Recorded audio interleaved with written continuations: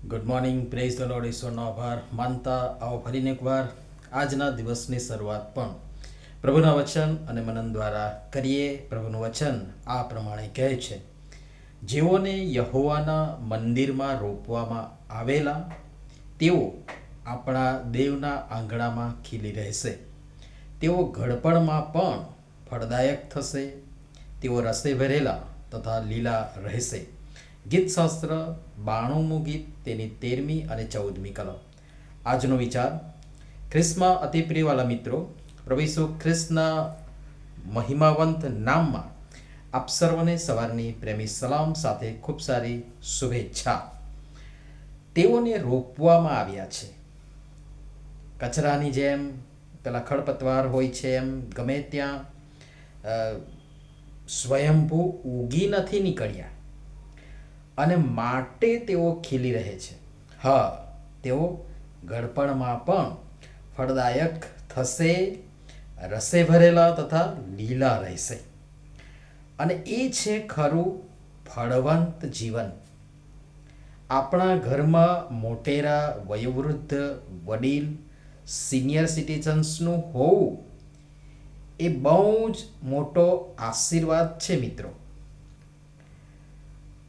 તેઓ જે લાંબી મજલ કાપી જાત જાતની તાવણીમાંથી પસાર થઈ જગત કે દુનિયા કે સંસાર રૂપી ભઠ્ઠીમાં તપી અનુભવોના નિચોડ રૂપી સલાહ, સૂચન, ચેતવણી, માર્ગદર્શન, દોરવણી આપશે, તેને લગીરે ઓછું આંકશો નહીં, પણ સોનેરી સલાહ માની સહર્ષ પ્રેમથી સ્વીકારજો અને માથે ચડાવજો.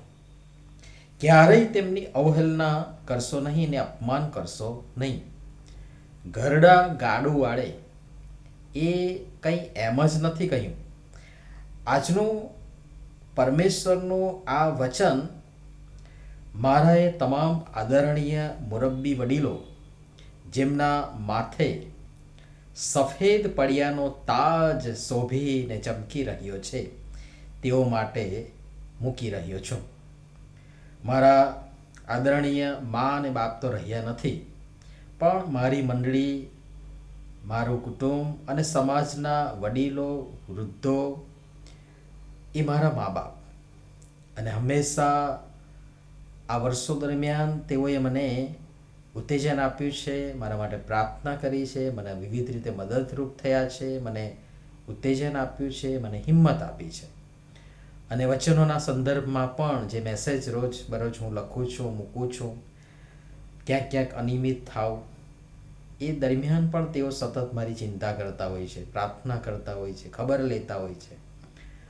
અને તેથી એ બધા જ મારા તમામ વડીલો, વૃદ્ધો, જે મારા મા બાપ છે, એ તમામને પ્રભુનું આ વચન તેઓના માટે મૂકી રહ્યો છું. આશા રાખું છું આપ સર્વનો પ્રેમ, પ્રાર્થના અને આશીર્વાદ સદૈવ તમારા આ અજાણ્યા દીકરા તરીકે મને મળતો રહેશે. અંતે એક નાનકડી વાત આપ સર્વને સમર્પિત. આજે હું વધારે કંઈ સંદેશ કે મનન આપવા માંગતો નથી, વચન પૂરતું છે. ये मत कहो कि हम ओल्ड हो चुके हैं, बल्कि ये कहो कि संसार की भट्ठी में तप कर गोल्ड हो चुके हैं.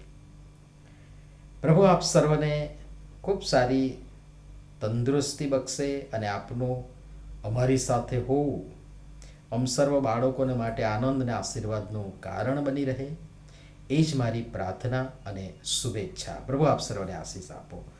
નમ્યે પ્રાર્થના કરીએ. પ્રેમાળ પિતા, અમારા ઘર, કુટુંબ, સમાજ મંડળીના તમામ મુરબ્બી વડીલોને એવરગ્રીન સદાબહાર રાખો, સારું સ્વાસ્થ્ય આપો. બાળકો તરીકે અમે તેમનું માન સન્માન જાળવીએ અને પૂરતી કાળજી લઈએ માટે કૃપા કરી અમારી સૌની તમે સહાય તથા મદદ કરો. પ્રભુ ઈસુના નામમાં આમેન. ધન્યવાદ.